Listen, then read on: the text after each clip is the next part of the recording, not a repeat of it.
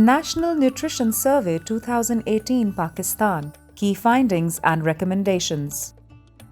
According to the National Nutrition Survey 2018 Pakistan, the prevalence of food security in Pakistan is at 63.1%. 45.8% of mothers breastfeed within the first hour after birth. Only 48.4% of mothers in Pakistan breastfeed exclusively. Chronic malnutrition, stunting, prevails at 40.2% respectively in children under 5 years of age.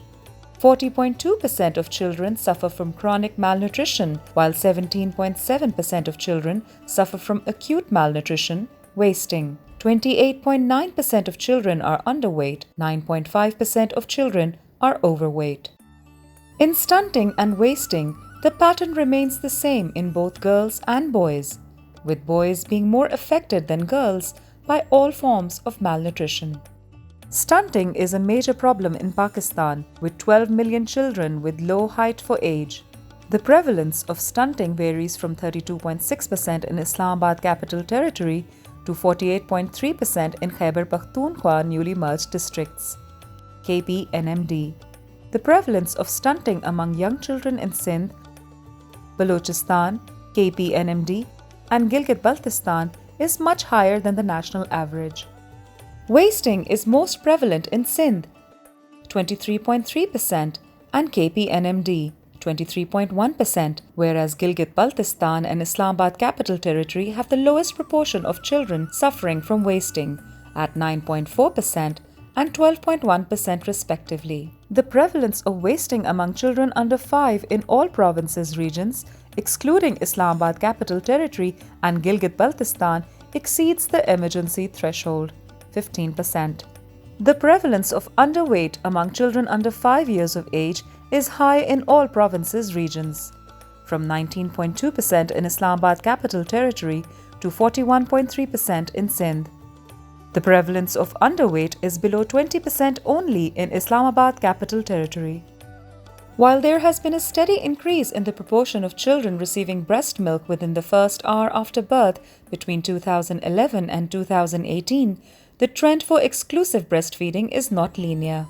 From 50% in 2001, it decreased to 37.7% in 2011 and increased again to 48% in 2018, bringing Pakistan close to achieving the World Health Assembly target of 50% by 2025.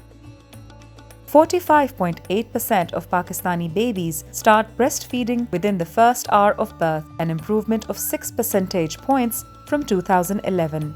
The practice of early initiation of breastfeeding is only 3 percentage points higher in urban areas than in rural areas. However, there is no significant correlation found between wealth and early initiation of breastfeeding. The proportion of children who are exclusively breastfed for the first 6 months of life is highest in Khyber Pakhtunkhwa, 60.7%, and KPNMD, 59%, and lowest in Azad Jammu and Kashmir, 42.1%, and Balochistan, 43.9%, respectively. Prevalence of the practice of continued breastfeeding is highest at 1 year of age at 68.4% and thereafter decreases to 56.5% at 2 years of age. Only 1 of every 3 young children receives complementary food between 6 to 8 months of age. A smaller proportion of boys, 34.6%, are introduced to complementary food at the right age compared to girls, 37.3%. Some provinces' regions perform better than others, but timely introduction of complementary feeding needs significant improvement all across Pakistan. Age-appropriate complementary feeding is an essential addition to breastfeeding after a child is 6 months of age. Adolescent girls and boys, 10 to 19 years. More adolescent girls are overweight compared to their male peers at 11.4% and 10.2% respectively. Obesity is a public health issue of concern in Pakistan, with 7.7% of adolescent boys and 5.5% of adolescent girls affected. Overweight and obesity affect adolescents similarly in both rural and urban areas of Pakistan. Women of reproductive age, 15 to 49 years.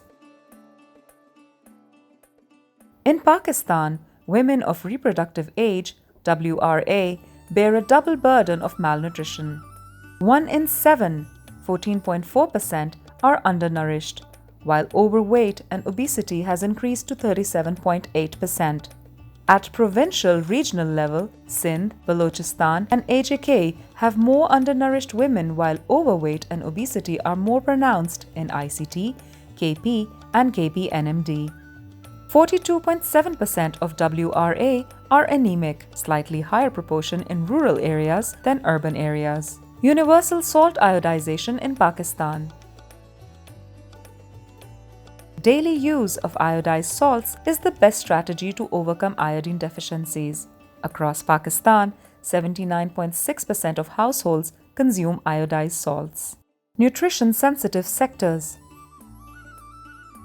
More than half of the households, 63.1%, are food secure on the Food Insecurity Experience Scale measure. However, over a third, 36.9%, remain food insecure.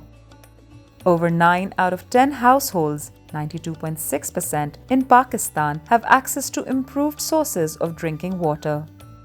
Drinking water from 56.1% of households in Pakistan is contaminated with coliforms, with a slightly higher rate in rural, 57.3%, than in urban areas, 54.2%. About 36% of households in Pakistan drink contaminated water with E. coli. The highest prevalence of E. coli contamination is in KPNMD, 78.3%, and the lowest in Punjab, 30.4%. Urban dwellers have more access to improved sanitation facilities, 95.8%, than their counterparts in rural areas, 78%. Almost 85% of households in Pakistan have access to an improved sanitation facility. Over 96% of the population practices hand washing with soap and water at 5 critical times. There is little disparity between urban and rural populations. Social protection. 4.9% of Pakistan is covered under social protection. Key recommendations for NNS 2018. Pakistan needs to undertake a comprehensive nutrition review on a multi-sectoral strategy. A National Nutrition Action Plan for Pakistan.